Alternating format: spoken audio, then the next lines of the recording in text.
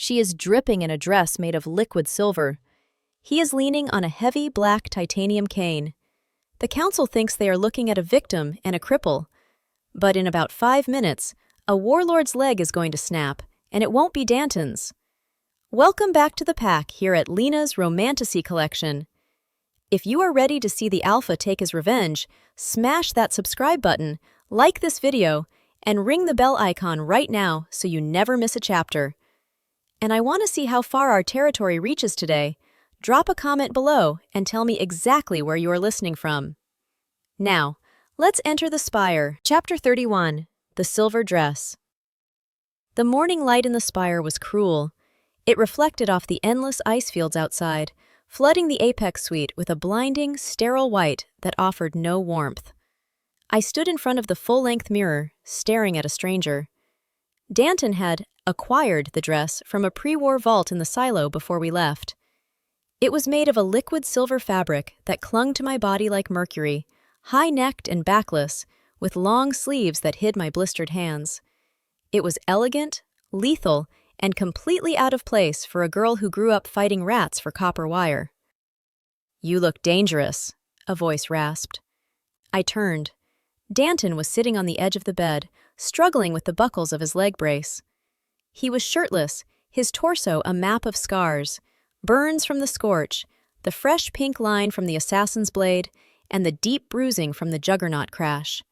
He looked exhausted. The dampeners had kept him awake all night, suppressing his wolf biology, leaving him with a human headache and a phantom itch in his limbs he couldn't scratch.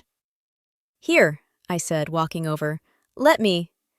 I knelt between his knees. My fingers worked the heavy steel latches of the exoskeleton. Click, snap, hiss. The hydraulics pressurized, locking the black steel cage around his crushed shin. "It hums," I whispered, touching the cold metal. "It growls," Danton corrected. "Like me." He stood up, testing the weight. He reached for his shirt, a black military tunic with silver piping, and pulled it on. He didn't button the collar. He grabbed his cane, the heavy rod of black titanium, and leaned on it. He looked less like a diplomat and more like a wounded king coming to reclaim his throne.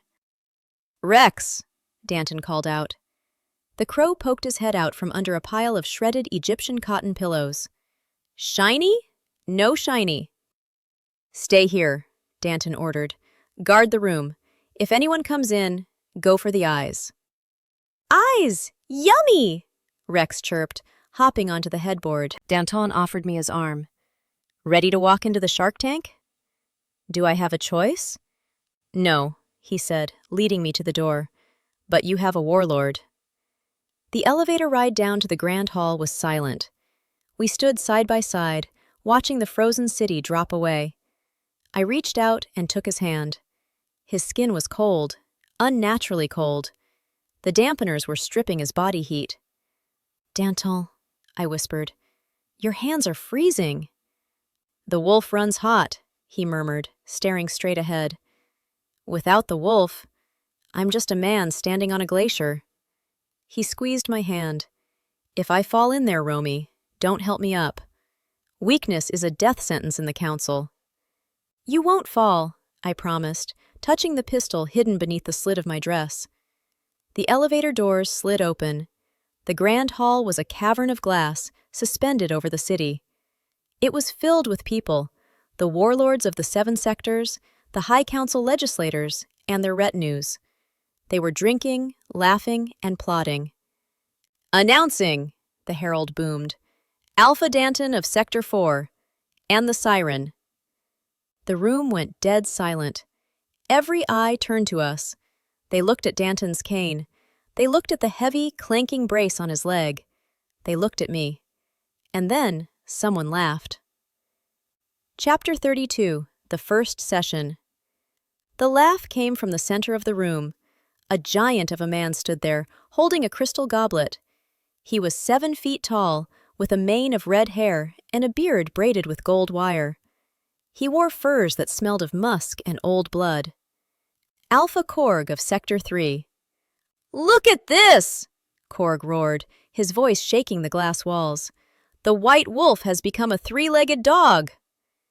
The room tittered nervously. Korg was a bully, but he was powerful. Sector 3 controlled the fuel refineries. Danton didn't flinch. He walked into the room, the whir clank of his leg echoing on the glass floor. He stopped 10 feet from Korg. "Korg," Danton said, his voice flat. "I heard you were here. The smell gave you away." Korg's smile vanished. He stepped forward, looming over Danton. "You look tired, cripple. Maybe the weight of all that water is too much for you. Maybe you should let a real alpha hold the tap." He reached out. It was a gesture of ultimate disrespect. He patted Danton's cheek. The air in the room froze. I felt Danton's heart rate spike through my sense. The wolf wanted to tear Korg's throat out, but the dampeners held him back. His reaction time was slowed. He couldn't move fast enough to slap the hand away. He stood there, humiliated, salt in the wound. I didn't think. I stepped forward, putting myself between Danton and the giant. "Alpha Korg," I said, my voice clear and cold. Korg looked down at me, amused. "And who is this, the nurse?" "I am the one who killed the Baron," I said softly. Korg snorted. "The Baron was a fat fool who tripped on his own cape. You think I'm afraid of a little girl?" He raised his hand as if to shoo me away. I didn't touch him. I reached out with my mind. I found the fluid in his inner ear, the semicircular canals that controlled balance. "Tilt." I gave the fluid a violent shove. Korg's eyes widened. The world spun for him. He lurched to the left, stumbling like a drunkard. He grabbed a waiter's tray to catch himself, sending crystal glasses crashing to the floor. Red wine spilled over his boots. He looked clumsy, weak. "Careful, Alpha," I said, my voice dripping with mock concern. "You seem unsteady. Perhaps the altitude is too much for you." Korg roared, shaking his head to clear the vertigo. "You witch! What did you do?" He raised a fist to strike me. Whir, click. Danton moved. He didn't use his speed. He used the brace. He pivoted on his good leg and swung the heavy titanium cane like a baseball bat. Crack! The rod connected with Korg's shin. Bone crunched. Korg howled and dropped to one knee. Danton loomed over him, leaning on the cane, looking every inch the warlord. "Don't touch her," Danton said. His voice wasn't loud, but it was absolute. "Or I will forget where we are, Korg, and I will beat you to death with this stick." "Gentlemen!" Legislator Oren glided through the crowd, his white robes flowing. He was smiling. He had seen everything. He had seen me use the magic. "Let us save the violence for the trial, shall we?" Oren purred. "Dinner is served." He gestured to the long table. "Tonight we feast. Tomorrow we bleed."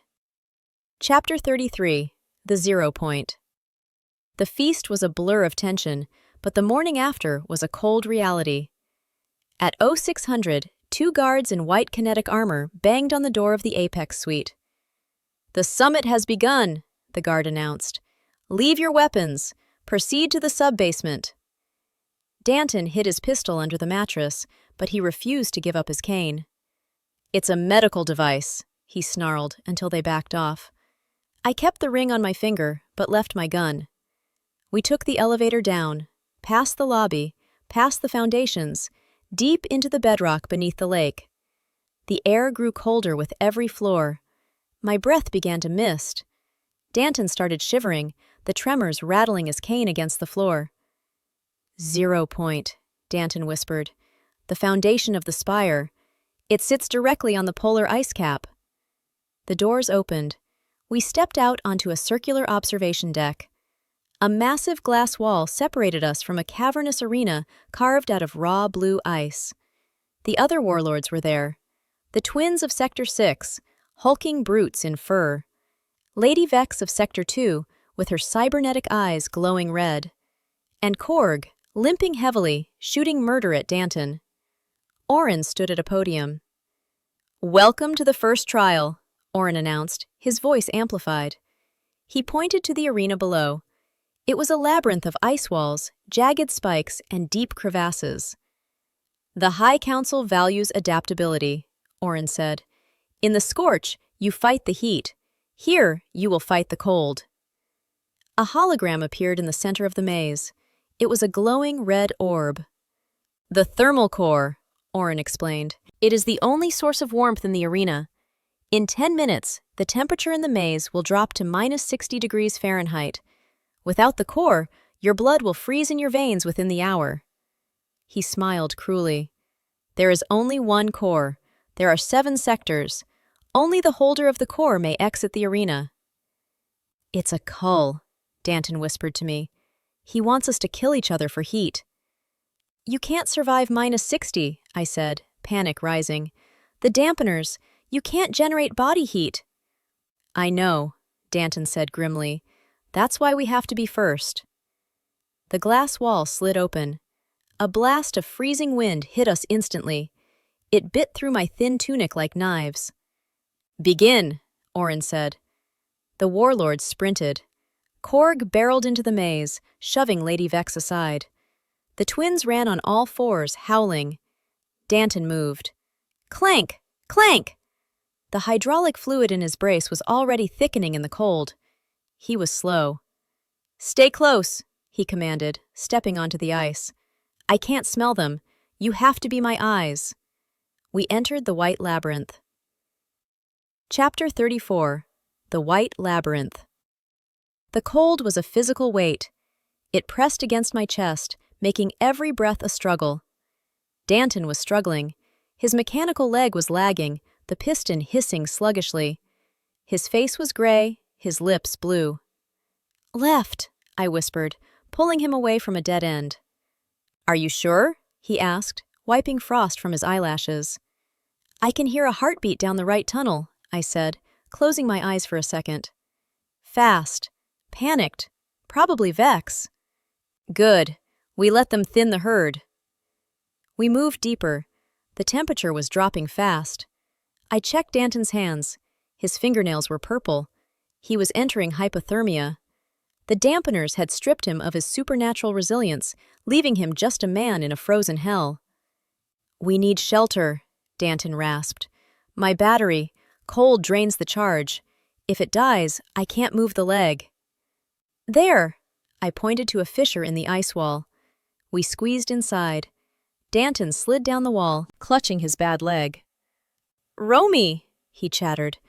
I'm slowing you down. Take the pistol. Go for the core. I'm not leaving you, I said. I knelt beside him, unbuttoning his coat.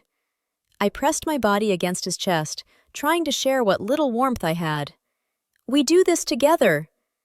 Suddenly, a shadow fell over the entrance of the fissure.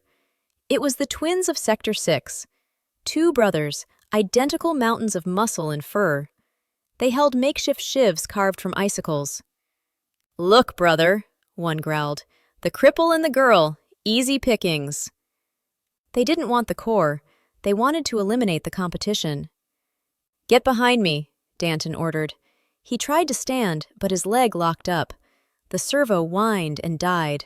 He was grounded. The first twin lunged. Danton held his ground. He waited. When the twin was in range, Danton thrust the titanium cane upward like a spear. Thud. The blunt end caught the twin in the throat. The man gagged, dropping his icicle, clutching his windpipe. The second twin roared and jumped, aiming a kick at Danton's head. Danton caught the boot. He couldn't overpower him with strength, so he used leverage. He twisted. The twins spun in the air, landing hard on the ice. Danton raised the cane to strike, but the first twin tackled him. They rolled on the ice. Danton was pinned. The twin raised a jagged shard of ice to stab him in the eye. No! I screamed. I didn't think. I reached out. Water in the blood. I found the fluid in the twins' eyes, the vitreous humor. Freeze! The twin screamed, clutching his face as frost bloomed across his corneas. He was blinded instantly. Danton used the distraction. He bucked his hips, throwing the man off. He grabbed the cane and swung it, a brutal horizontal arc. Crack! It connected with the twin's temple. The man slumped to the snow. Danton scrambled back, breathing hard. The second twin looked at his blinded brother, looked at Danton's bloody cane, and ran. "You okay?" I asked, rushing to him. "I'm cold," Danton whispered, blood dripping from a cut on his cheek. "But I'm awake. Let's get that damn ball." Chapter 35. The Red Center. We reached the center of the maze 10 minutes later. It was a circular clearing. In the middle, resting on a pedestal, was the thermal core. It glowed an angry, pulsing red. Heat radiated from it, melting the snow in a 10-foot radius. It looked like salvation. But someone was already there. Alpha Korg. He was standing next to the core, basking in the warmth. He had stripped off his furs, letting the red light soak into his skin. He looked rejuvenated. "Took you long enough," Korg laughed when he saw us emerge from the tunnel. "I was just starting to thaw out." He picked up the core. He held it in one massive hand like an apple. "Hand it over, Korg," Danton said, leaning heavily on his cane. He stepped into the clearing, desperate for the heat. "Come and take it," Korg sneered, "or watch your little witch freeze to death." He kicked the pedestal over. "There's only one way out, Danton. Through me." Korg charged. Without the dampeners, Danton would have ended this in seconds. But here, Korg had the advantage of mass and warmth. Korg slammed into Danton. Danton's mechanical leg buckled. They went down. Korg was on top, hammering Danton's face with fists like boulders. Danton blocked, but he was losing. "I'm going to snap your other leg!" Korg roared. I stood on the edge of the clearing. I raised my hand. I could stop his heart. I could end it. But Oren was watching from the observation deck high above. If I killed a warlord with magic, we would never leave the Spire alive. I needed to be subtle. I looked at Korg's back. He was sweating from the heat of the core and the exertion. His skin was slick with moisture. "Flash freeze!" I focused on the sweat. I pulled the ambient cold of the arena toward him. Snap! The sweat on Korg's back turned to ice instantly. It wasn't lethal, but it was a shock to the system. A layer of frost snapped across his skin, biting into his nerves. Korg gasped, arching his back as the sudden cold seized his muscles. He flinched, his guard dropping for a split second. That was all Danton needed. He didn't try to punch Korg. He reached down to his belt, grabbed a chemical heat pack he'd scavenged from the twins, cracked it, and jammed it directly into Korg's eyes. "Burn!" Danton snarled. Korg screamed, blinded by the chemical heat. He rolled off. Danton scrambled up. He grabbed his cane. He spun and swung with everything he had left. Thwack! The titanium rod hit Korg behind the ear. The giant collapsed face first into the snow. Danton stood there, swaying, blood pouring from his nose. He looked at the glowing red core on the ground. He limped over and picked it up. The heat washed over him. He closed his eyes, hugging the orb to his chest, letting the warmth restart his stalled heart. "We got it," he rasped. He looked at the exit door, which was slowly grinding open. Then he looked at Korg, lying unconscious in the snow. "If we leave him," I said, "he dies. He'll freeze in minutes." Danton looked at the exit. He looked at his enemy. "Oren wants a cull," Danton muttered. "He wants us to kill each other." He walked over to Korg. He grabbed the giant by the collar and dragged him toward the center of the clearing, into the residual heat of the core's resting place. He took off his own military coat and threw it over Korg. "What are you doing?" I asked. "You need that coat." "I'm changing the rules," Danton growled. "Come on, let's get out of here before I change my mind." Chapter 36. The Broken Seal. The exit door of the ice arena remained stubbornly shut. It was a massive slab of reinforced steel, waiting for the weight of the thermal core to trigger the pressure plate in the receptacle. But the core was currently keeping Alpha Korg from freezing to death in the center of the maze. "The door won't open unless we deposit the objective," Danton rasped, leaning heavily against the frozen wall. He was shivering violently, his lips blue. Without his coat, which was currently wrapped around his enemy, he was losing body heat fast. "We aren't depositing it," I said, looking at the door's massive hydraulic hinges. "And we aren't dying here." I walked to the door. I placed my blistered hands on the freezing metal. "Romy," Danton warned, his teeth chattering. "Oren is watching. If you use magic to break the door—" "Oren wants a show," I interrupted. "I'll give him a demolition." I closed my eyes. Water in the blood, water in the machine. I reached out with the sense. I pushed past the steel casing of the door mechanism. I found the hydraulic lines buried deep inside the wall. The fluid was thick, viscous antifreeze oil, sitting under immense pressure. "Expand." I didn't pull. I pushed. I gathered the pressure in my mind and spiked it. My nose began to bleed, the warm copper dripping onto the white snow. The migraine behind my eyes sharpened into a blinding lance of pain. "Push." Psh! Crack! The hydraulic seal blew.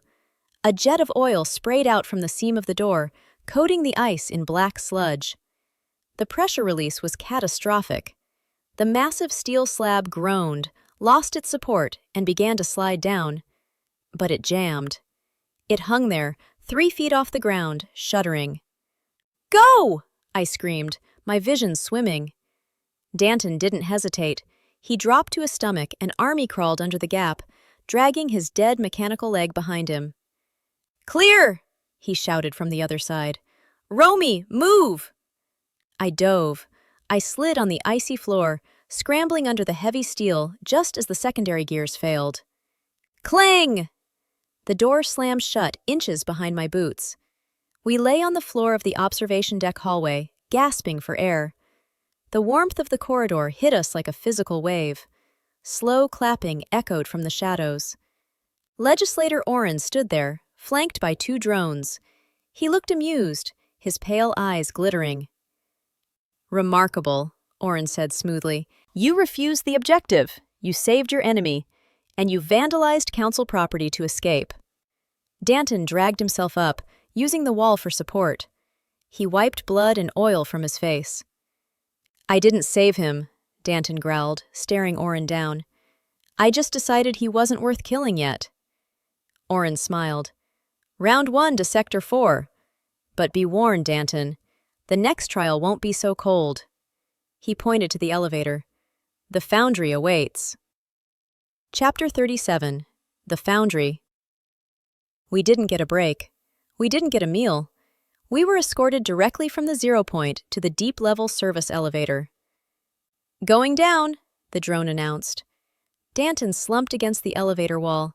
He looked terrible. The hypothermia was fading, but the dampeners were still scrambling his brain. He was pale, his eyes rimmed with red. "Heat," Danton whispered as the numbers on the display dropped. "Oren said the next trial isn't cold, it's heat." "You can handle heat," I said, trying to sound confident. "You're from the Scorch." "Not like this," Danton shook his head. "My biology. The wolf needs to pant. It needs to sweat efficiently. The dampeners block that regulation. In extreme heat, I don't just get hot, Romy. I cook." The elevator doors opened. The blast of heat was instant and suffocating. It smelled of sulfur, burning ozone, and molten rock. We stepped out onto a metal gantry suspended over a hellscape. The Foundry. It was the geothermal heart of the Spire. Massive pistons the size of buildings pumped up and down. Conveyor belts moved buckets of glowing orange slag. Below us, a river of magma churned, lighting the cavern in a demonic red glow. "Welcome to the second trial," Oren's voice boomed over the intercom, distorted by static. "The objective is simple: cooling rods." A hologram map appeared on the railing. It showed 5 glowing blue cylinders scattered across the dangerous machinery. "Retrieve 1 rod to activate your extraction elevator," Oren explained. "Fail, and you stay here until you boil." Danton was already sweating. He stripped off his tunic, standing in his undershirt. His skin was flushing red. "I can feel it," he gasped, gripping the railing. "My blood is thickening."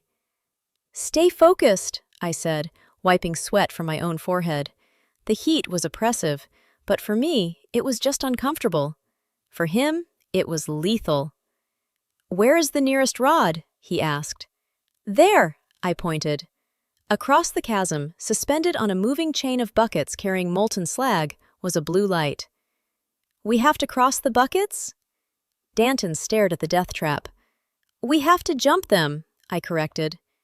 "My balance is shot," Danton admitted, tapping his titanium cane. "The heat is messing with the gyroscope in my leg brace." "I'll lead," I said, grabbing his hand.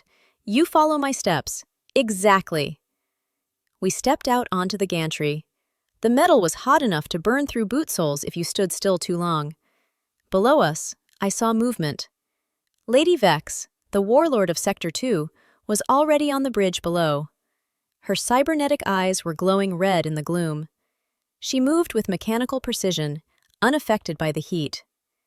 "She's going for the same rod," Danton noted. "Move!" Chapter 38. The Steam Trap. We jumped to the first slag bucket. It swayed violently on its chain. The heat, radiating from the molten rock inside, singed the hair on my arms. "Jump!" I yelled.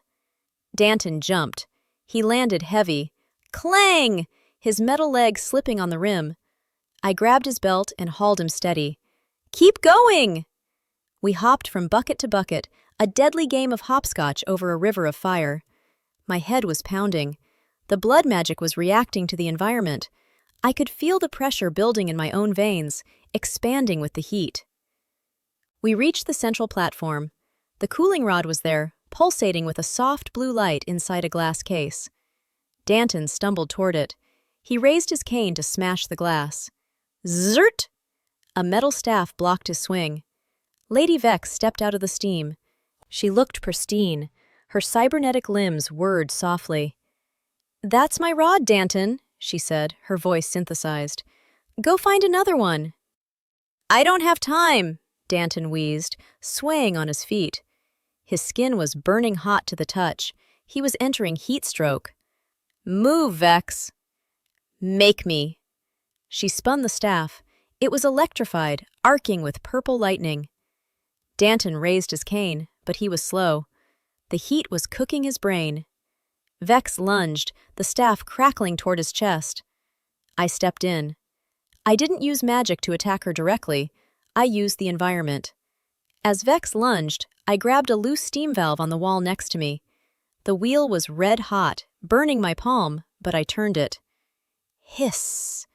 A jet of high-pressure steam blasted out directly into Vex's face. She didn't scream, she was too disciplined, but the moisture blinded her sensors. Her cybernetic eyes flickered and went dark as the water shorted the optics. "My optics!" she shouted, swinging wildly. Danton saw the opening. He dropped low, sweeping her legs with his titanium cane. Vex hit the deck hard. Danton stood over her, breathing raggedly. He raised the cane to strike her head, then stopped. "Debt paid," he muttered, likely thinking of Korg. He smashed the glass case instead. He grabbed the cooling rod. Immediately, the blue light washed over us. It was freezing cold. Danton clutched it to his chest like a lifeline. He gasped as the cold radiated through his overheating body, saving him from the brink of heat lock. "Elevator!" he choked out. "Go!" Chapter 39. The Separation. We rode the extraction elevator up in silence. Danton hugged the cooling rod, his eyes closed, his breathing slowly returning to normal. The blue light of the rod cast ghostly shadows on his scarred face. "We survived," I whispered, leaning against the wall. "For now," Danton murmured. "2 trials down, 1 to go." The elevator dinged. The doors opened. We weren't in the observation deck. We were in a stark, white anteroom. 4 guards in heavy riot armor were waiting. They had shock batons drawn. "Step away from the warlord," the lead guard commanded, pointing a stun rifle at me. "What is this?" Danton growled, struggling to stand. He used the cooling rod as a crutch. "We finished the trial." "You did." Oren's voice came from a speaker on the wall. "But the 3rd trial requires a different variable."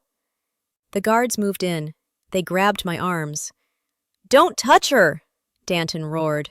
He swung the rod, but his legs gave out. The heat had taken too much. He collapsed to his knees, dropping the cold source. Danton! I struggled, kicking at the guards, but they were strong. They dragged me toward a side door. The bond between an alpha and his mate is fascinating. Oren mused over the intercom. We have tested your physical resilience. We have tested your tactical mind. Now we must test the bond itself. Oren, I will kill you! Danton shouted, crawling toward me. I will burn this spire down. We are moving the female to Containment Sector 4, Oren announced calmly. The third trial begins at dawn. Danton, if you want her back, you'll have to find her. The floor beneath Danton dropped away. A trap door opened. No! I screamed. Danton fell. He vanished into the darkness of a waste chute. The trap door slammed shut. I was alone. 2 guards grabbed me again. One of them pulled out a syringe. Don't worry, the guard sneered behind his helmet. This will just make you compliant. I tried to reach for my magic. I tried to boil his blood, but the exhaustion of the Foundry and the migraine caught up to me. My vision blurred. The needle pierced my neck. The world went black. Chapter 40. The Specimen. Waking up felt like drowning in milk. My vision was white. The air smelled of antiseptic and ozone. I tried to sit up, but leather straps dug into my wrists and ankles. I was lying on a tilted surgical table in a circular room that looked more like a theater than a hospital. Heart rate elevating, a calm, synthetic voice announced. Subject is conscious. Excellent, a human voice replied. Prepare the extraction nanites. I blinked, forcing my eyes to focus. A man was standing over me. He wasn't Oren. He was older, wearing a pristine white lab coat over a gray jumpsuit. He held a datapad in one hand and a terrifyingly long silver needle in the other. Where am I? I croaked. My throat felt like sandpaper. The drug they had injected me with left a metallic taste on my tongue. Containment Sector 4, the doctor answered without looking up. I am Dr. Silas. Legislator Oren has authorized a full biological audit of your condition. He tapped the screen. A hologram of my body appeared above the table. It showed my veins glowing blue. You are a biological impossibility, Dr. Silas murmured, fascinated. Dowsers were eradicated 50 years ago, and yet, here you are. And you don't just sense water, you command it. I'm not a specimen, I spat, straining against the straps. I'm a warlord's mate. You are a battery, Silas corrected, looking me in the eyes. They were cold, scientific eyes, devoid of empathy. Imagine what the Council could do with your blood marrow. We could irrigate the entire northern hemisphere. We could control the tides. He stepped closer, raising the needle. I'm going to take a sample of your spinal fluid. It will be uncomfortable. If you touch me, I whispered, fighting the migraine pounding behind my eyes. My alpha will tear this building down brick by brick. Silas chuckled dryly. Your alpha is currently located in the waste processing sublevel, suffering from heat stroke and acute dampener withdrawal. He isn't tearing anything down. He is likely dying among the garbage. He pressed a button on the table. The restraints tightened. Now, stay very still. If you move, the needle might sever a nerve. I closed my eyes. I didn't try to fight the straps. I tried to reach out. Salt in the wound. I felt for Danton. The spire was massive, a hive of concrete and steel, but I knew his signature. I knew the taste of his blood, rich, iron-heavy, and currently boiling with rage. I'm here, I projected the thought, screaming it into the void. Danton, I'm here! Subject is spiking, the computer warned. Adrenaline levels critical. Proceeding with extraction, Silas said. The needle touched the skin of my lower back. Chapter 41. The Waste Level. Danton hit the ground hard.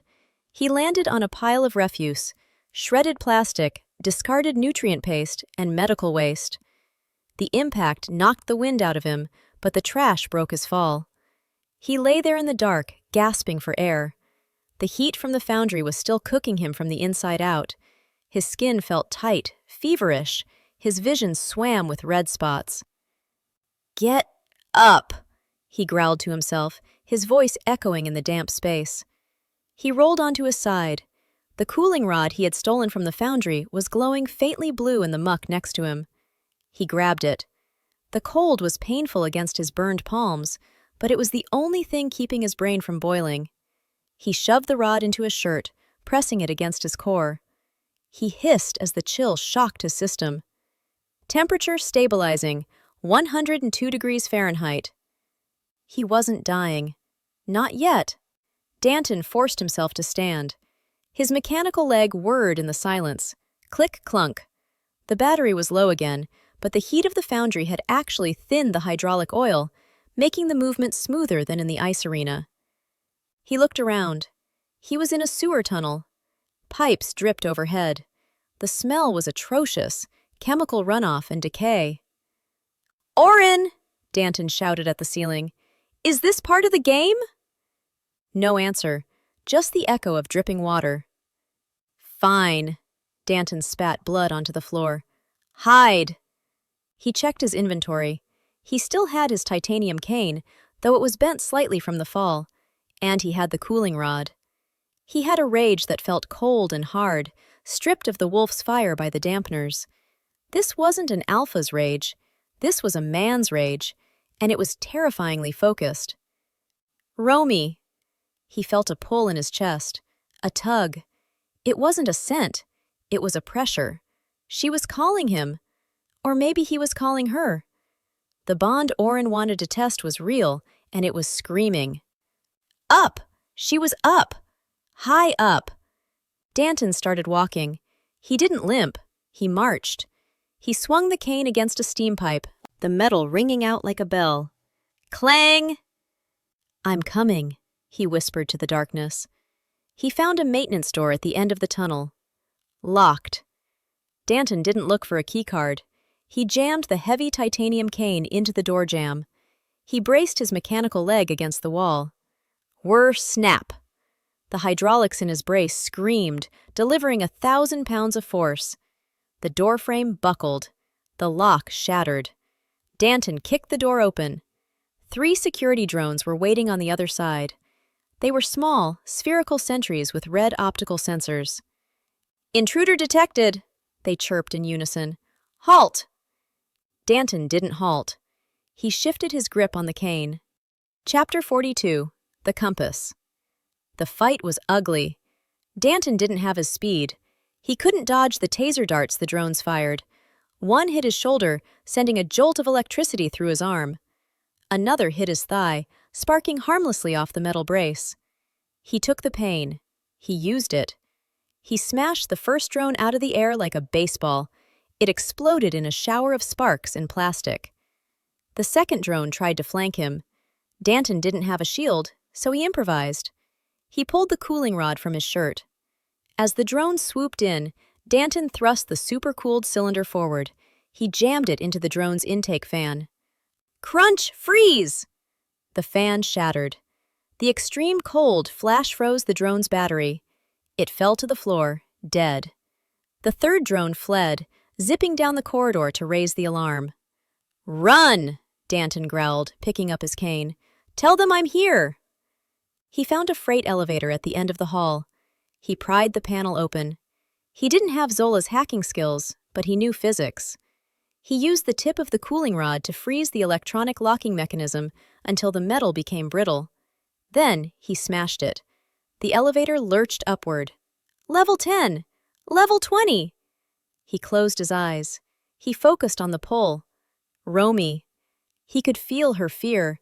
It tasted like copper in his mouth, but beneath the fear, he felt her anger. She wasn't just scared, she was furious. Hold on, he sent the thought back, hoping she could feel him too. I'm bringing the hammer. The elevator stopped at level 45. The doors opened. This wasn't a sewer. This was a laboratory wing. White walls, glass partitions, men in lab coats running with clipboards. They stopped when they saw him. Danton stood in the elevator doorway. He was covered in sewer muck, soot, and blood. He held a titanium cane in one hand and a glowing blue radioactive rod in the other. He looked like a demon crawled out of a landfill. "Excuse me," Danton rasped, his voice scraping like gravel. "I'm looking for the gift shop." A security guard reached for his sidearm. Danton didn't wait. He threw the cooling rod. It spun through the air and smashed into the guard's face. The man went down, screaming as the supercooled cylinder burned his skin. Danton stepped out of the elevator. The cane dragged on the floor, sparking. "Never mind," Danton said to the terrified scientists. "I'll find it myself." Chapter 43. The Red Alarm. The alarms finally started blaring. "Security breach in Sector 4, Level 45. All personnel evacuate." In the lab, Dr. Silas paused. The needle was millimeters from my spine. "What is happening?" he snapped at the computer. "Perimeter breach," the synthetic voice replied. "Single assailant. Casualties reporting from the south corridor." "One man?" Silas scoffed. "Send the containment squad. I am in the middle of a procedure." He turned back to me. "Your alpha is persistent," Silas muttered, "but ultimately futile. Now, hold still." I grinned. My teeth were gritted against the pain of the restraints, but I grinned. "He's not just persistent," I whispered. "He's pissed off." Boom! The blast door at the far end of the lab shook. Something heavy had hit it from the outside. Silas flinched. "Lock the door! Mag seal it!" The heavy bolt slid into place. Boom! The door dented inward. The metal groaned. "He can't get in," Silas assured himself, his hands shaking slightly. "That door is rated for explosives." "He doesn't have explosives," I said, feeling Danton's presence like a physical heatwave. "He has leverage." I closed my eyes. I reached out for the hydraulic fluid inside the door's locking mechanism. Just like in the ice arena. My head split with pain. I was exhausted. The drugs were clouding my mind, but I didn't need to explode the door. I just needed to help him. "Push, Danton, push." I weakened the fluid pressure in the bottom hinge. I drained the resistance. Outside, Danton must have felt the give. Crash! The door didn't open. It fell. It fell inward, flat onto the floor, crushing a sterilization cart. Danton stepped over the wreckage.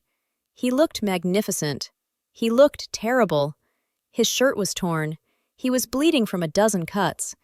But his eyes were locked on Dr. Silas. "Step away from the table," Danton said. He didn't shout. He spoke in a low, terrifyingly calm voice. Silas backed up, holding the needle like a weapon. "Stay back! This specimen is council property." "Property," Danton repeated. He limped forward, the titanium cane resting on his shoulder like a club. "You think she's property?" Two guards rushed Danton from the sides, wielding shock batons. Danton didn't even look at them. He ducked the first swing, the dampener slowed movement efficient and brutal. He swung the cane backward, blindly, catching the guard in the ribs. The man collapsed. The second guard swung for Danton's head. Danton caught the baton with his bare hand. The electricity crackled, burning his palm, but he didn't let go. He yanked the guard forward and headbutted him. Danton dropped the unconscious guard and kept walking toward Silas. "I asked you a question, Doctor," Danton growled. Chapter 44. The Extraction. Dr. Silas was trembling. He backed up until he hit the instrument tray. "If you kill me," Silas stammered, "Orin will disqualify you. You'll never leave the Spire." "I don't want to leave," Danton said, stopping at the foot of my table. He looked at the straps holding me down. His jaw tightened. "I want to burn it." He raised the cane to smash the locks on my wrists. "Wait!" Silas lunged. He didn't attack Danton. He stabbed the needle down toward my arm. "I'll kill her! I'll inject an air bubble! Instant embolism!" Danton froze. The cane hovered in midair. "Put the weapon down!" Silas shrieked, his eyes manic. "Get on your knees!" Danton looked at the needle pressing into my skin. He looked at me. "Do it!" Silas screamed. Slowly, Danton lowered the cane. He dropped it. It clattered against the floor. He started to bend his mechanical knee. "No," I whispered. I was done being the damsel. I was done being the specimen. I looked at the IV bag hanging next to the table. It was a saline drip, connected to a tube running into my left arm. Water in the blood. I focused on the saline. Explode! I didn't pull it. I pressurized it. Pop! The IV bag burst.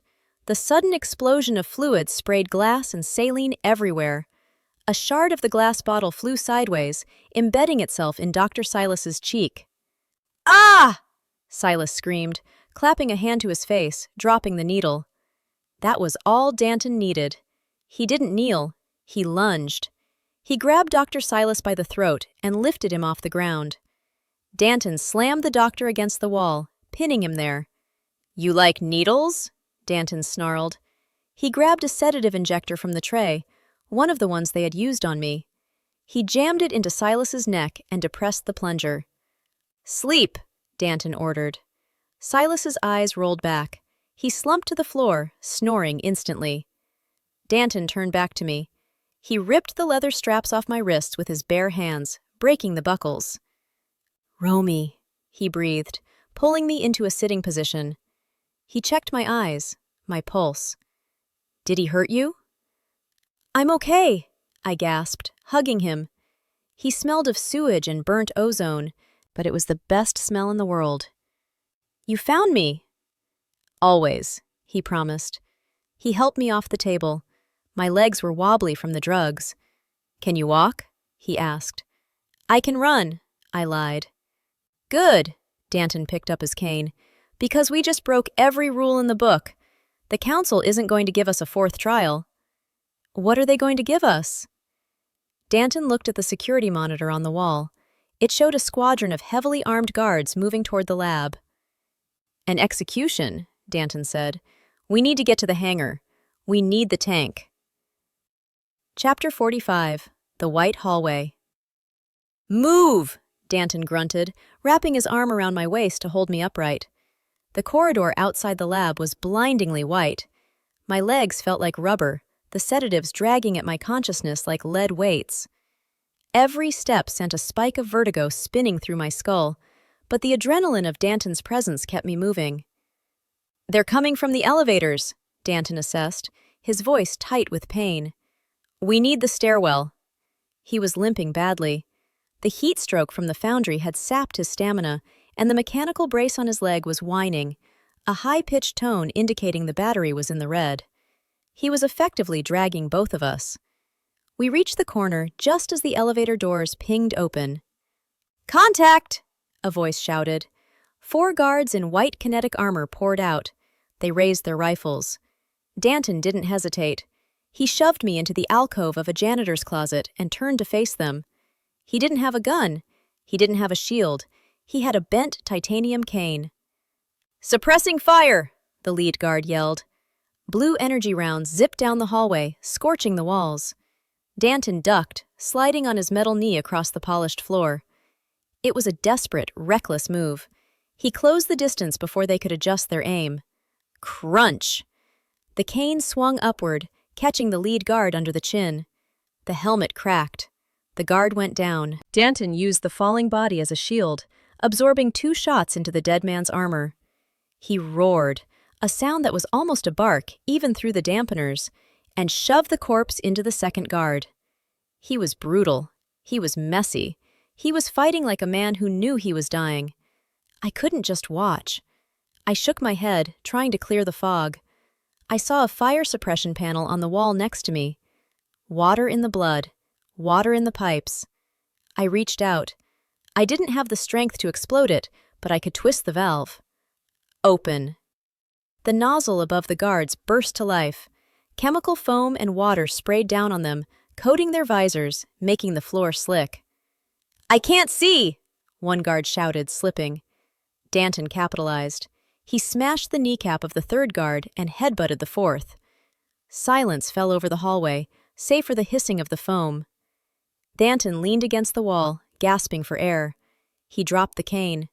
His hands were shaking violently. "Romy," he wheezed. "Weapon!" I scrambled out of the alcove. I knelt by the unconscious guards. My hands fumbled with the holsters. I pulled out a heavy energy pistol. It hummed in my hand, lighter than my kinetic one, but deadly. "Got it," I said, checking the charge. I tossed a second pistol to Danton. He caught it, checked the chamber, and holstered it. He picked up his cane again. "The stairwell is 20 meters, he said, wiping foam from his face. "Can you run?" "I can follow you," I promised. He looked at me, his gray eyes burning with a feverish intensity. "Then follow close, because if we stop, we die." Chapter 46. The Liquid Path. The stairwell was a vertical trap. We stood on the landing of level 45, listening to the echo of heavy boots clamoring from above and below. "They're pinching us," Danton growled, leaning heavily on the railing. His face was gray, slick with the sweat of heat stroke, but he was shivering in the frigid air of the stairwell. "We can't fight a squad on the stairs. I don't have the leverage." He looked around desperately. The walls were bare concrete, save for a massive industrial pipe running vertically through the core of the building. It was labeled, "Coolant Return, Sector 7, Hangar." Danton tapped the metal with his stolen energy pistol. It rang hollow. "It's empty," he realized. "They flushed the lines for maintenance. It goes straight down to the heat exchangers in the basement." "The basement is where the hangar is," I said, catching his drift. "It's tight," Danton warned, eyeing the 2-foot diameter of the pipe. "And my leg." He looked at the bulky, dead mechanical brace strapped to his shin. "It might get stuck." "Then we grease it," I said. I placed my hands on the heavy bolts securing the maintenance hatch. My head was pounding, a spike of agony driving through my temple, but I pushed past it. Water in the blood, water in the lock. I felt the hydraulic pressure in the locking mechanism. Blow. Pop, pop, pop! The bolts sheared off, shooting across the landing like bullets. Danton kicked the hatch. It swung inward, revealing a dark, greasy slide that smelled of chemical runoff. "Go," Danton ordered, lifting me up to the rim. "Feet first. Keep your arms in." "What about you?" "I'm right behind you," he lied. I could see him eyeing the door above us, raising his pistol. He intended to hold them off. "No!" I grabbed his collar and yanked. "We go together!" I dragged him toward the hatch. Gunfire erupted from the flight above us. Blue energy bolts sparked against the railing. Danton cursed and dove in after me. We slid. It was a nightmare ride. We plummeted through the dark, spiraling tube, banging against the metal sides. The smell of ammonia was choking. I heard Danton groaning behind me as his rigid metal legs scraped against the pipe walls, sparks flying in the dark. We picked up speed. 10 floors, 20 floors. The pipe suddenly leveled out. We shot out of the end like bullets from a gun, tumbling into a pile of soft, fire-retardant foam. I scrambled up, coughing, raising my weapon. We were in a maintenance closet. It was quiet. A second later, Danton crashed into the foam. He hit hard and didn't get up. "Danton!" I crawled to him. His leg brace was twisted, the metal struts bent from the tight squeeze. He was unconscious, his skin burning hot again. The exertion was killing him. "Wake up!" I slapped his cheek. "Warlord, wake up!" His eyes fluttered open, silver and gray, unfocused. "Did we?" he slurred. "Did we win?" "Not yet." I pulled his arm over my shoulder, groaning under his weight. "But we're close. I can smell the fuel. We're in the hangar." He forced himself to stand on the bent leg. The servo motor whined and died completely. "Dead weight," he muttered, dragging the limb. "Lean on me," I said, kicking the closet door open. "We're walking out of here." Chapter 47. The Grease Monkey. Zola was pacing a hole in the floor of Hangar 7. She had the hood of the Leviathan open and was furiously tinkering with the fuel injection manifold. Her face was streaked with grease, and she was muttering a stream of curses that would make a sailor blush. "Stupid ceramic gaskets!" she hissed, tightening a bolt. "Stupid frozen city!" The hangar was vast and white, filled with the sleek, hovering ships of the other warlords.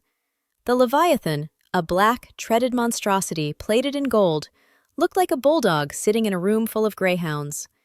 Suddenly, a black shape swooped down from the rafters. "Squawk! Trouble! Trouble!" It was Rex.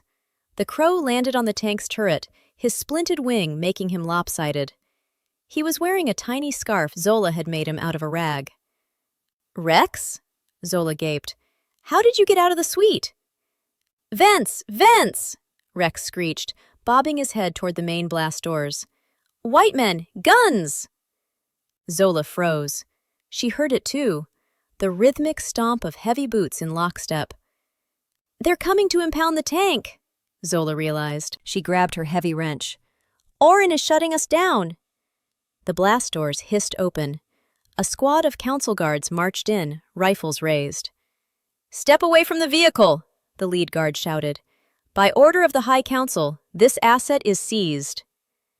Zola stood her ground, looking tiny next to the 60-ton tank. "Asset?" she scoffed, raising an eyebrow. "This isn't an asset, boys. It's a pet." And she bites. "Detain her," the guard ordered. 2 guards moved forward. "Rex," Zola whispered, pointing to the fire suppression system on the far wall. "Go for the shiny red button." "Shiny!" Rex launched himself. He flew awkwardly, his bad wing fluttering, but he hit the red button with his beak. Whoosh! Halon gas flooded the hangar. It was designed to suck the oxygen out of the air to kill fires, but mostly it created a massive, blinding white fog. "I can't see!" a guard yelled. "Get in the tank!" Zola screamed, scrambling up the treads. She dove into the driver's hatch just as a laser blast scorched the paint where she had been standing. She slammed the hatch shut and punched the ignition. Thrum roar! The Leviathan woke up. The massive diesel-electric hybrid engine shook the floor plates. Inside the maintenance closet, Danton and I heard the roar. "That's my girl," Danton grinned weakly. We stumbled out into the fog. "Over here!" I screamed, waving my arms. The tank's turret spun. The spotlight cut through the mist, blinding us. The rear ramp dropped open. We ran. I shoved Danton up the ramp and scrambled in after him. The ramp sealed shut just as bullets began to ping off the hull. We were safe. We were armed. We were together. Chapter 48. The Breakout. The interior of the Leviathan was noisy, smelly, and cramped. It was the most beautiful thing I had ever seen. "You look like hell!" Zola yelled from the driver's seat, glancing back at us. "Drive!" Danton barked, pulling himself into the commander's chair. He strapped in, his hands flying over the tactical console. "Get us out of the Spire!" "The main doors are shielded," Zola yelled back, revving the engine. "And we have company!" On the monitor, the fog was clearing. Blocking the massive hangar exit were 3 council walkers, bipedal mechs armed with rotary cannons. "Orin," Danton growled. The radio crackled. Orin's voice filled the cabin. "Impressive, Danton. You found your mate. You found your tank.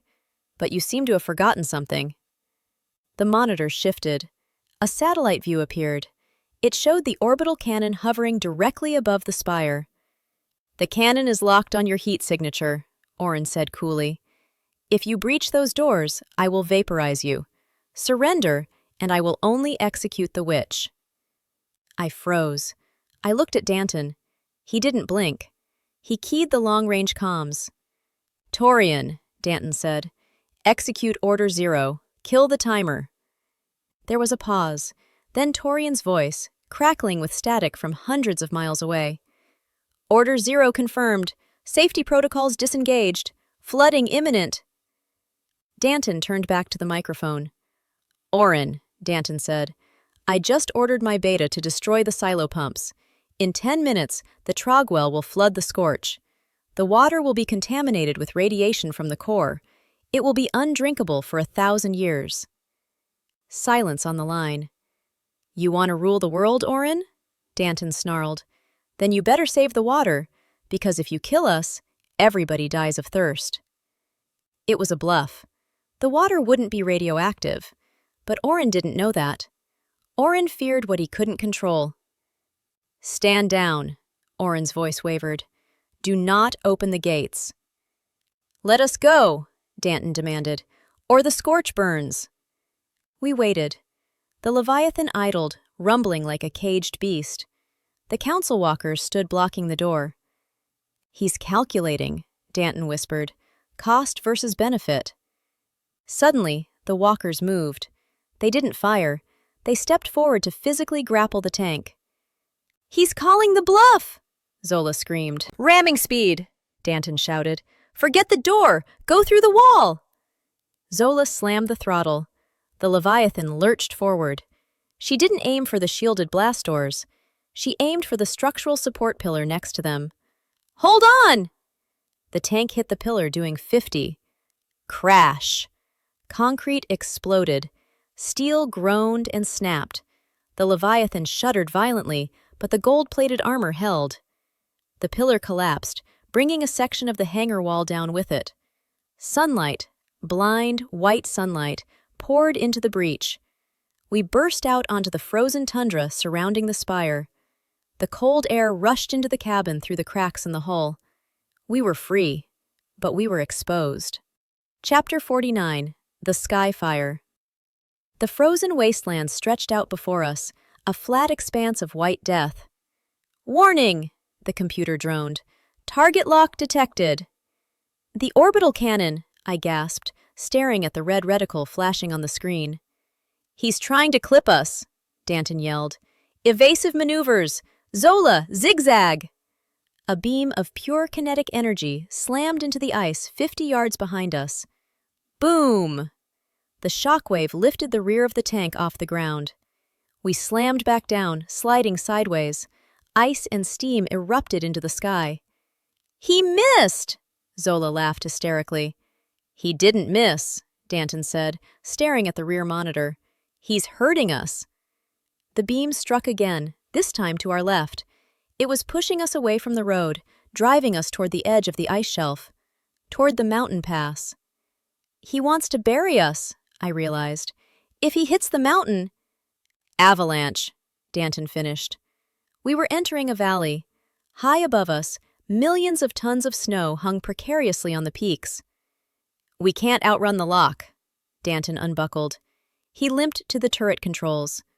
Romy, take the commander seat. Zola, keep driving.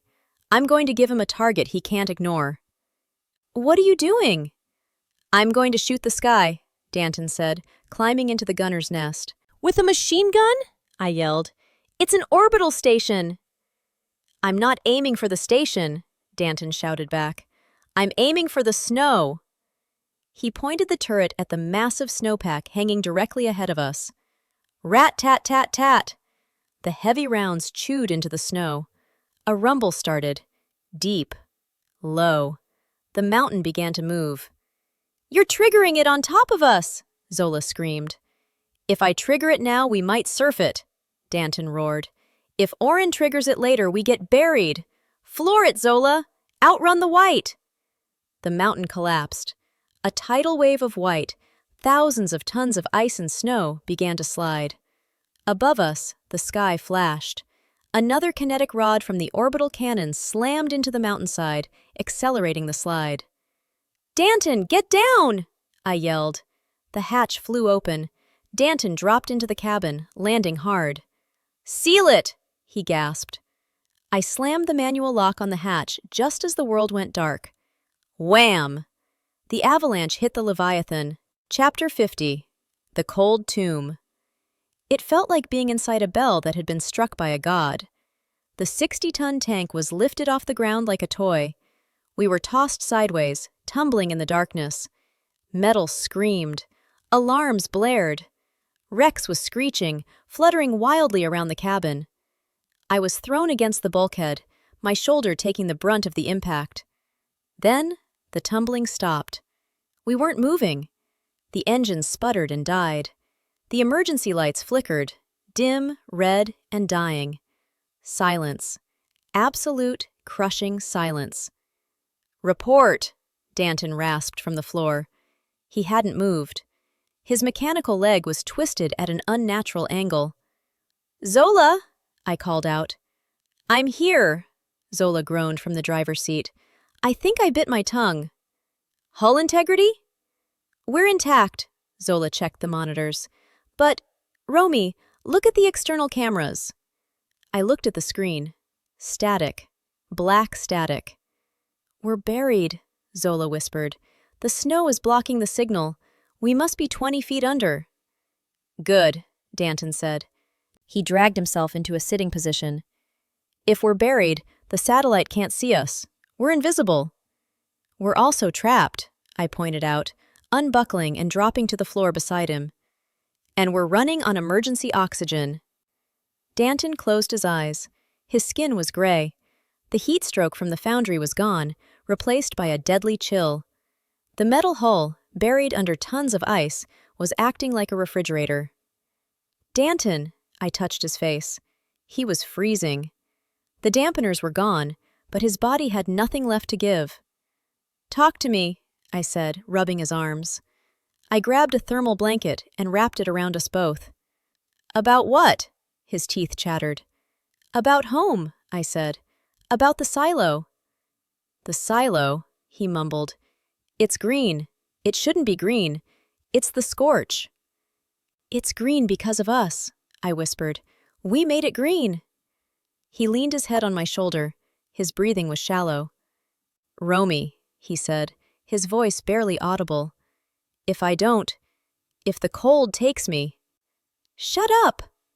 "You take the sector," he insisted. "You show them the ring. You control the water." I said, "Shut up!" I buried my face in his neck, fighting back tears. "You promised to rule with me. You don't get to quit now."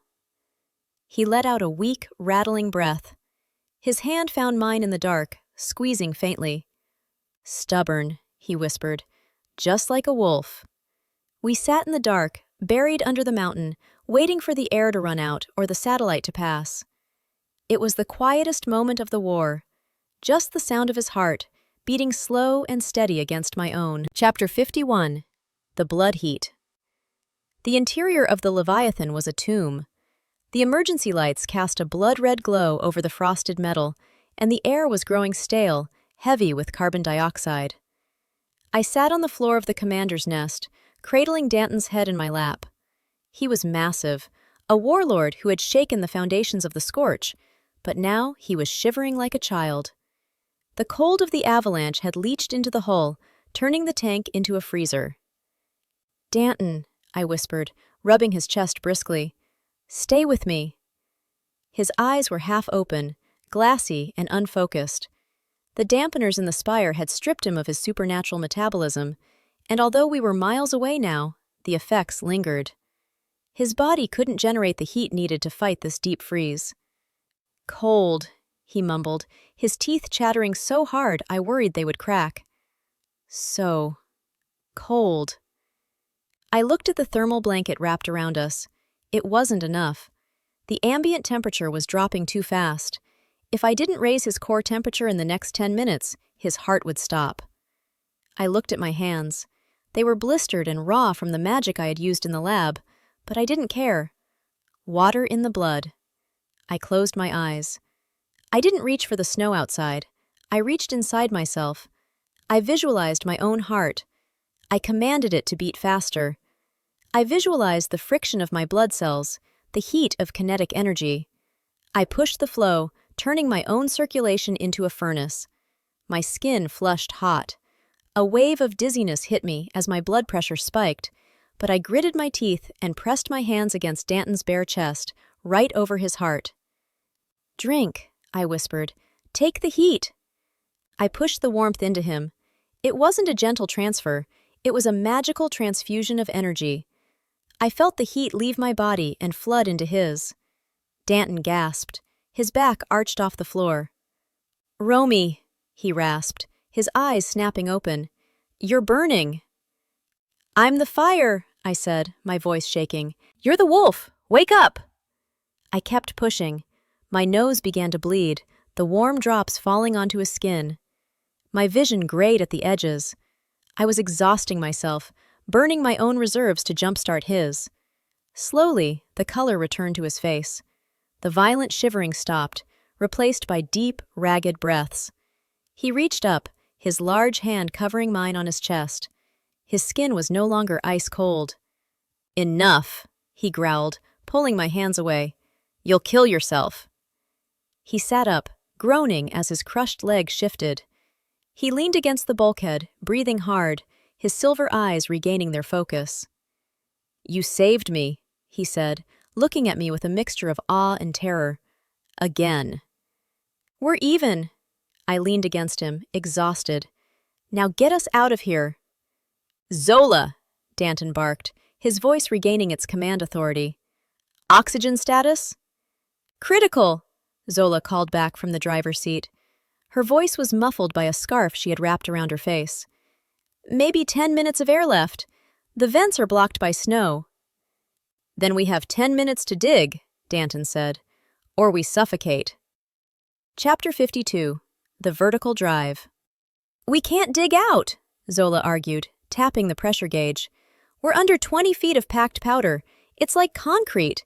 If I open the hatch, the snow fills the cabin and we drown in ice." "We don't open the hatch," Danton said, pulling himself into the commander's chair. He winced, ripping the dead battery pack off his leg brace. He tossed the useless power unit to the floor. "We drive out." "Drive?" Zola looked back, incredulous. "We're buried! Traction is 0! "Romy," Danton turned to me. "Can you sense the surface?" I nodded, wiping the blood from my nose. I closed my eyes and reached out with the sense. The snow was heavy, pressing in on all sides. But snow is just frozen water. I could feel the density. Above us, directly vertical, the pack was thickest. But to the left, toward the slope of the mountain, the snow was looser. 10 o'clock, I said, pointing. "The pack is thinner there, maybe 15 feet. "Zola, hard left," Danton ordered. "Maximum torque." "The engine needs air to run," Zola shouted. "If I ignite the diesel, it will suck the remaining oxygen out of the cabin in seconds." "Then we hold our breath," Danton said grimly. "Crank it." Zola hesitated, then nodded. She flipped the ignition switches. Chug, chug, roar. The Leviathan shuddered to life. The noise was deafening in the confined space. Immediately, the air quality plummeted. The engine was starving, gulping our air. "Go!" Danton roared. Zola slammed the throttle. The treads ground against the ice. The tank lurched, slipping, then biting. We tilted at a 45-degree angle. "Romy, use the turret!" Danton shouted. "Clear a path!" I scrambled into the gunner's nest. I didn't have visibility, but I had the sense. I aimed the main cannon at the snow blocking our path. Boom! The shell exploded inside the snowpack. The tank shook violently, but the explosion created a pocket, a void. "Again!" Danton yelled. Boom! Another void. The tank surged forward into the space I had cleared. "Warning," the computer droned. "Oxygen levels at critical. Cabin pressure failing." My lungs burned. Black spots danced in my eyes. I looked at Danton. He was gripping the console, his knuckles white, holding his breath. Rex was huddled in the corner, passed out. "One more!" I screamed, slamming the firing stud. Boom! Light. A shaft of blinding white sunlight pierced the darkness as the shell broke the surface. "Punch it!" Zola screamed. The Leviathan roared, climbing the wall of the crater we had made. With a final, grinding lurch, the 60-ton machine burst out of the snow, launching into the freezing air.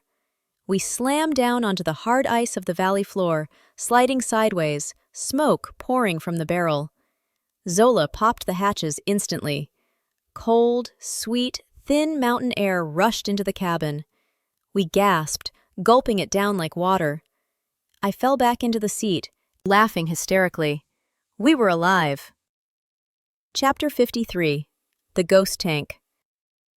We didn't stay to celebrate. The sky above was empty. The orbital cannon had moved on, likely assuming the avalanche had crushed us, but Orin would send scouts eventually. We drove south. The journey back to the thermal line was a blur of endurance. Zola pushed the Leviathan to its limit, the engine groaning as we navigated the treacherous mountain passes. Inside the cabin, the mood shifted as the miles rolled by. Danton sat in the commander's chair, staring at the map. He had removed the useless mechanical brace entirely. His left leg was swollen, bruised black and blue, but he was putting weight on it now. "You're healing," I noted, handing him a ration bar we found in the emergency kit. "We crossed the line an hour ago," Danton said, taking a bite. "The dampener signal is gone. The wolf is waking up." He flexed his hand. The tremors were gone. His eyes, once dull gray, were swirling with molten silver again. The heat was returning to his skin. "Does it hurt?" I asked, looking at his leg. "It itches," he grunted. "The wolf is knitting the bone faster now that the signal is gone. It will be crooked, but it will hold." He looked at me. He reached out and touched the glass ring on my finger. "You took charge back there," he said softly. "In the snow. You told me to shut up." "You were talking nonsense," I said, feeling a blush rise. "You were trying to die." "I was trying to ensure the succession," Danton corrected. "But I like your version better." He leaned forward, his voice dropping to a low rumble that vibrated in my chest. "When we get back, Romy, things change. I'm done playing politics with the council. I'm done with treaties." "What does that mean?" "It means I'm going to kill Orin," Danton said simply. "And then I'm going to burn the Spire. No more dampeners. No more fear." "That sounds like a war," Zola called from the driver's seat. "It is," Danton said. "Pull over, Zola. We're at the ridge." We had reached the edge of the high plateau. Below us lay the scorch, the familiar orange dust, the heat haze, the vast emptiness. But it wasn't empty today. Danton opened the hatch and climbed out. I followed him. We stood on the hull of the tank, looking down at Sector 4. My breath caught in my throat. "My God," I whispered. The silo was visible in the distance, a green speck in the desert. But surrounding it, darkening the sands like a plague of locusts, was the Sky Fleet. 5 massive dreadnoughts hovered over our home. Thousands of ground troops, council peacekeepers in white armor, had encircled the walls. They were bombarding the energy shield. "The siege," Danton said, his face hardening into stone. "Orin didn't wait for us to die. He sent the house." Chapter 54. The Back Door. "We can't fight that," Zola said, her voice trembling. "That's an armada, and we're running on fumes. The reserve tank is dry." "And a bird," Rex chirped, landing on the barrel. Danton ignored them. He was studying the battlefield with a warlord's eye. "They haven't breached the walls yet," Danton noted. "Torian is holding. The shield generator is at 40%, judging by the flicker." "And look at the ground," I pointed. Surrounding the base of the silo, fighting in the trenches against the white-armored council troops, were soldiers in ragtag gear. Some wore the green of Sector 4, others wore the gold and red of Sector 5. "The refugees," Danton realized, a grim smile touching his lips. "The Baron's men. They're fighting for us." "They're fighting for the water," I corrected. "Same thing." Danton climbed back into the tank. "Zola, get us moving, but keep us in the canyons. If the dreadnoughts see us, they'll vaporize us before we get within 10 miles. "Where are we going?" Zola asked, firing the engine. "We can't just knock on the front door." "No," Danton agreed. "We need a back door. Romy, remember the salt flats? The place where I found the mother lode?" "Exactly," Danton said. "The aquifer runs deep under the silo. But the pressure release valves, the ones Torian installed to prevent the pipes from bursting, they vent into the old salt mines." You want to sneak in through the plumbing? I asked. I want you to open the plumbing. Danton looked at me. The intake pipes are 5 feet wide, big enough for a strike team, but they are sealed against 1,000 psi of water pressure. Only a water witch could open them against the flow without flooding the tunnel. Strike team? Zola asked. We don't have a strike team. We have you, me, and the girl. Danton checked his energy pistol. His eyes were glowing bright silver now. The wolf was fully back. We're enough, he growled. We get inside, we link up with Torian, and then we turn the silo's defenses against the fleet. And the tank? Zola patted the dashboard. She's running on fumes, boss. We leave her, Danton said, his voice heavy. She's too big for a stealth run anyway. She's a target. Zola looked heartbroken, but she nodded. Okay, one last ride, old girl. We drove down into the canyons, staying in the shadows, creeping toward the salt flats while the sky burned above Sector 4. Chapter 55. The Intake. We abandoned the Leviathan in a ravine 2 miles from the silo. Zola covered it with a camouflage net, whispering a tearful goodbye to the machine that had carried us through hell. We moved on foot across the salt flats. The heat of the scorch was a shock after the freezing north, but Danton seemed to thrive in it. He moved with a predator's grace, his limp almost gone, the titanium cane now just a weapon rather than a crutch. We reached the vent entrance at dusk. It was a rusted grate in the ground, hidden behind a rock formation. This is it, Danton whispered. The outflow. He ripped the grate off its hinges with a flex of his alpha strength. We dropped down. The tunnel was dark, slick with brine, and echoed with the roar of rushing water. This was the Motherlode's overflow. Romy! Danton shouted over the noise. The intake valve is ahead. It's holding back the main reservoir. If you open it, the water will crush us. You have to create a bubble. A bubble? Part the water, Danton gestured. Hold the pressure back while we walk through the pipe into the lower levels. I nodded, stepping up to the massive circular valve door. I could feel the ocean of water behind it. Millions of gallons. The weight was terrifying, salt in the wound. I placed my hands on the metal. I connected with the water. It was wild, ancient, and powerful. Yield, I commanded. I didn't stop the flow, I shaped it. I pushed the water against the walls of the pipe, creating a hollow tunnel of air through the center of the deluge. Open it! I yelled, sweat breaking out on my forehead. Danton spun the wheel. The valve groaned and opened. Water roared, but it didn't crash into us. It swirled around the tunnel I had created, a spinning vortex of blue liquid held back by my will alone. Go! I screamed. I can't hold it forever! Danton and Zola ran into the pipe, walking through the tunnel of water. I followed, keeping my hands raised, feeling the crushing weight of the aquifer pressing against my mind. We ran for 200 meters inside the pipe, surrounded by the swirling torrent. Finally, we reached the maintenance hatch of sublevel 10. Danton kicked it open. We tumbled out onto the dry concrete floor of the silo's lowest basement. I released my hold. Whoosh! Behind us, the water slammed shut, filling the pipe again with a deafening crash. I collapsed to my knees, gasping. My nose was bleeding freely now. We're in, Danton said, helping me up. Sublevel 10, the roots of the silo. Suddenly, the shadows moved. A dozen rifles clicked in the darkness. Halt! A voice barked. Identify! Danton stood tall, wiping sludge from his face. His silver eyes flashed in the gloom. I am Warlord Danton, he roared, and I'm home. Take me to Torian. A figure stepped out of the shadows. It was a soldier in Sector 5 gold armor, one of the Baron's former men. He lowered his rifle, his eyes widening. The Alpha, the soldier breathed. He's alive. Yes, Danton said, drawing his pistol. Now, let's go kill a fleet. Chapter 56. The War Room. The elevator ride from sublevel 10 to the command deck was the longest 10 seconds of my life. When the doors hissed open, The chaos of the war room hit us like a physical blow.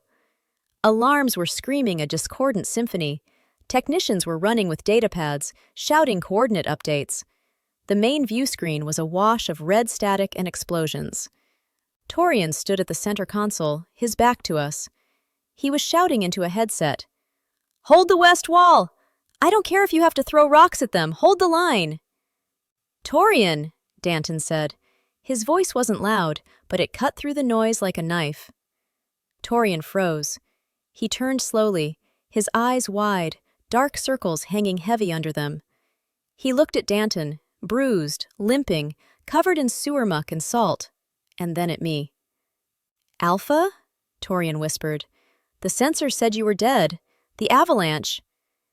"If I was dead," Danton said, limping to the console, his voice low and dangerous, "then why is the scorch dry? The dead man's switch should have flooded the desert 2 days ago." Torian swallowed hard, looking down at his hands. "I overrode it. I couldn't do it, Danton. I couldn't kill 5,000 people on a ghost signal." Danton stared at him. Then he nodded. "Your mercy bought us time. Status." Torian snapped out of his shock. "Critical. The shield is at 15%. The dreadnoughts are cycling their main batteries. Orin is hailing us every 10 minutes demanding unconditional surrender. He says if we don't open the gates in the next hour, he's going to glass the sector." "Where is the flagship?" Danton asked, pointing to the massive red blip hovering directly over the silo. "It's holding position at 5,000 feet, Torian said, directly above the central vent. It's the kill shot position." Danton stared at the screen. He tapped the red blip, then dragged his finger down to the blue schematic of the silo beneath it. "He's right on top of the spout," Danton murmured. "He's gloating," Zola said, stepping up to the console. "He wants us to look up and see our death." "No." Danton's eyes began to glow with that familiar, dangerous silver light. "He's lining up for his execution." He turned to me. "Romy," Danton said, "the intake pipe. You felt the pressure. How much water is down there?" "Millions of gallons," I said, remembering the crushing weight against my mind. "The whole aquifer is backed up." "And if we reversed the pumps?" Danton asked. "If we forced all that pressure, all that weight, up through the central emergency vent?" I looked at the schematic. The central vent was a direct line from the aquifer to the roof. "It would be a geyser," I realized. "A column of water hitting the sky at supersonic speed." "A hydrojet," Zola corrected, her mechanic's brain catching fire. "Water at that pressure cuts through steel like a laser." "Orin is in a spaceship," Torian argued. "It has energy shields." "Shields are tuned for high-velocity energy," I said, the plan forming in my mind.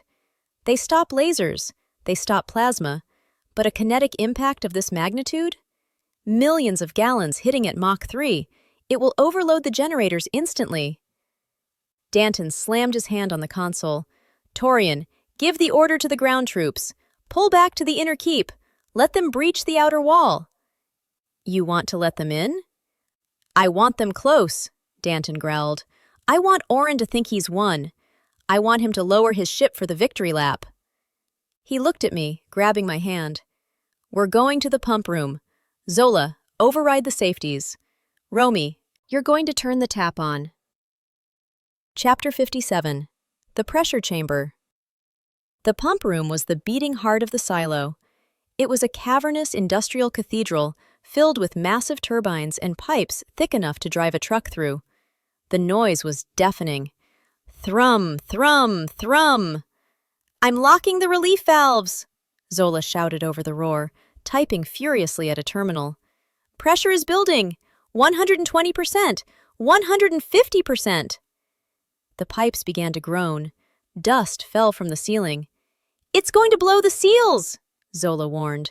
"The metal can't take this much pressure." "Romy." Danton stood by the blast door, checking his energy pistol. "Hold it together." I walked to the center of the room. I placed my hands on the main distribution manifold. The metal was vibrating violently. Salt in the wound. I reached out. I didn't feel a stream this time. I felt a Leviathan, an ocean of compressed fury waiting to escape. It pushed against my mind, a headache that instantly dropped me to my knees. "Hold it!" Danton's voice was steady in my ear. He was kneeling beside me, one hand on my shoulder, grounding me. "You are the vessel." "It's too heavy!" I gasped, blood streaming from both nostrils now. "It wants to explode!" "Let it build," Danton commanded. "Wait for the signal." Boom! The blast door shook. "They're here!" Zola screamed, pulling a shotgun from under the console. The door blew inward. White-armored council troops poured into the pump room. They had breached the inner keep. "Defend the witch!" Danton roared. He launched himself. Without the dampeners, Danton was a blur of violence. He didn't shoot. He used the titanium cane. He moved faster than the eye could track, shattering helmets, breaking limbs. He was a whirlwind of black and silver, a wolf protecting his pack. "Focus, Romy!" he shouted, ducking a plasma bolt that scorched the wall behind him. I closed my eyes, tuning out the screams and the gunfire. I focused on the water. The pressure was at 300%. The bolts on the floor were popping. The very foundation of the silo was shaking. "Danton!" Torian's voice crackled over the intercom. "Target is in position. The dreadnought is descending. Altitude 2,000 feet. "Zola!" Danton shouted, throwing a council soldier into a turbine. "Open the roof!" "Opening main vent!" Zola slammed a lever.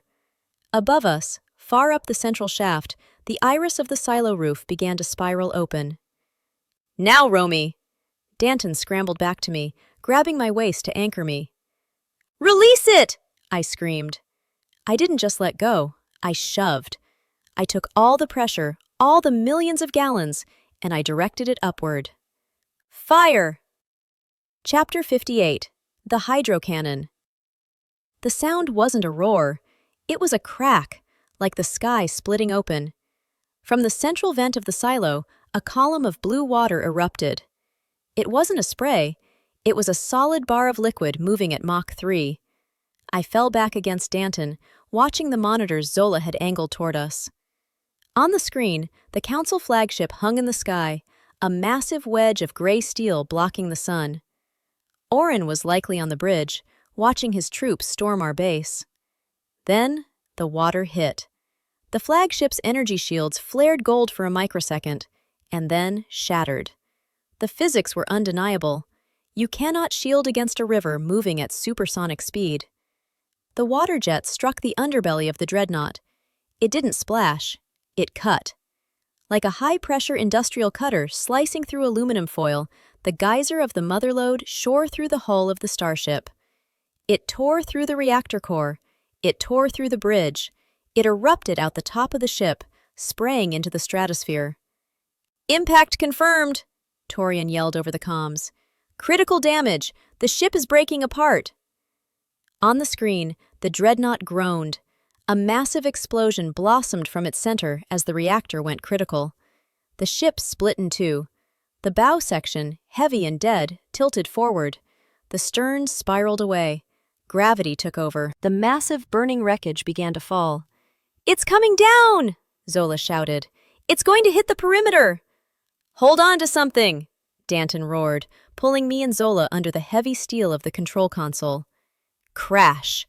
The impact felt like an earthquake. The entire silo jumped 3 feet in the air. The lights died. Pipes burst. The roar of twisting metal and exploding ordnance filled the world. Then, silence. We lay there in the dark, coughing in the dust. "Did we get him?" Zola whispered. "We got him," Danton rasped. He kicked the debris away from our hiding spot. Sunlight was streaming into the pump room through the hole in the roof where the vent used to be. But it wasn't just sunlight. It was mist. The millions of gallons of water I had shot into the sky were falling back down. "Rain," I whispered, holding out my hand. "It's raining." Danton helped me up. He looked at the water falling on his face. He looked at me. "Let's go finish it," he said. Chapter 59. The Wolf and the Snake. We emerged into the courtyard of the silo. It was a graveyard of technology. The burning wreckage of the council flagship lay draped over the outer walls like a broken toy. The other 4 dreadnoughts of the fleet were already turning, their engines flaring blue as they retreated in terror. Their leader was dead, their invincible ship was scrap. The council ground troops were dropping their weapons, surrendering to the ragtag army of Sector 4 and 5 refugees. Danton didn't look at the ships. He walked toward the wreckage of the flagship's bridge, which had crashed in the center of the salt flats. I followed him, Rex hopping along the ground beside me, cawing at the smoke. We found Orin crawling out of the twisted metal of the command deck. He was a ruin of a man. His white robes were shredded and stained with oil. His face was burned. He dragged himself across the wet sand, coughing up black smoke. He looked up as Danton's shadow fell over him. "You," Orin wheezed, blood bubbling on his lips. "You destroyed the balance." "I restored it," Danton said coldly. He stood leaning on his titanium cane, the water dripping from his hair, washing away the blood of the battle. "The Council will send more," Orin gasped, trying to push himself up. "You cannot fight the world." "The world is thirsty, Orin," I said, stepping up beside Danton. "And we have the tap." Orin looked at me. He looked at the glass ring on my finger. Hate flared in his pale eyes. He reached into his shredded robe, pulling out a small, hidden kinetic pistol. "Anomaly," he spat, raising the gun. "Whir, snap." Danton didn't even draw his weapon. He stepped forward and swung the cane. It was a golf swing. Brutal. Efficient. The heavy titanium rod connected with Orin's temple. There were no last words. Orin collapsed into the mud, the pistol falling from his dead hand. Danton stood over him for a long moment. Then he turned his back on the body. He looked at the sky. The rain was falling harder now, a deluge created by the dispersed aquifer cooling the burning wreckage. The dust of the scorch was turning to mud. Green shoots, dormant for decades, were already tasting the water. "It's over," Danton said. He dropped the cane. He didn't need it anymore. He pulled me into his arms. He kissed me, not a desperate, dying kiss like in the snow, but a kiss of possession, of victory. "Long live the king!" Zola shouted, climbing atop the wreckage of the fallen dreadnought bridge, raising her shotgun in the air. A cheer went up from the soldiers. It started low and built into a roar that shook the remaining walls. "Alpha! Alpha! Alpha!" Chapter 60. The Rain. Epilogue. 3 months later. The scorch wasn't orange anymore. It was a bruised purple-green. The water from the mother lode, combined with the atmospheric changes from the crashed dreadnought's atmospheric condensers, which Zola had hacked in reverse to release moisture instead of stealing it, had created a microclimate around Sector 4. It rained every Tuesday. I stood on the balcony of the Alpha Suite, now the Command Suite. The vines on the walls were thick and lush. Below, in the courtyard, children were playing in a fountain. Real water, not recycled.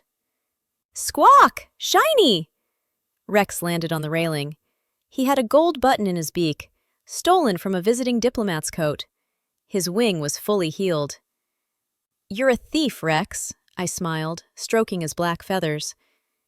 "He's an entrepreneur," a deep voice rumbled. Danton stepped out onto the balcony. He wasn't wearing armor. He wore a simple black shirt and trousers. He walked with a slight limp. The leg would never be perfect, but he moved with power. He wrapped his arms around my waist from behind, resting his chin on my shoulder. "The council delegation is leaving," he said. "They signed the treaty." "Did they complain about the price?" I asked, leaning back into him. "Of course," Danton chuckled. "But they paid it. Water for autonomy. The dampeners in the north are offline. The warlords are free." He took my hand, lifting it to inspect the glass ring. It still held the drop of glacial water, pure and blue. "We did it," he whispered. "We actually did it."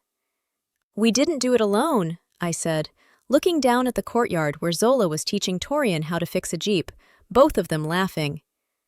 "No," Danton agreed, "but we started it." He turned me around. His silver eyes were clear, no longer clouded by pain or poison. "I have a new title for the history books," he said. "Oh? Is Warlord not enough?" "They're calling you the Rainmaker," he smiled. "And they're calling me?" "The Wolf?" "The husband," he smirked. I laughed, pulling his face down to mine. "I like that one," I whispered. "I love you, Romy," he said, the words rough and real. "Salt in the wound." I kissed him, feeling the rain begin to fall gently around us, washing away the last of the dust. "Water in the blood," I answered. We stood there as the sun set over a world that was no longer burning, watching the greens spread across the desert, one drop at a time. The end.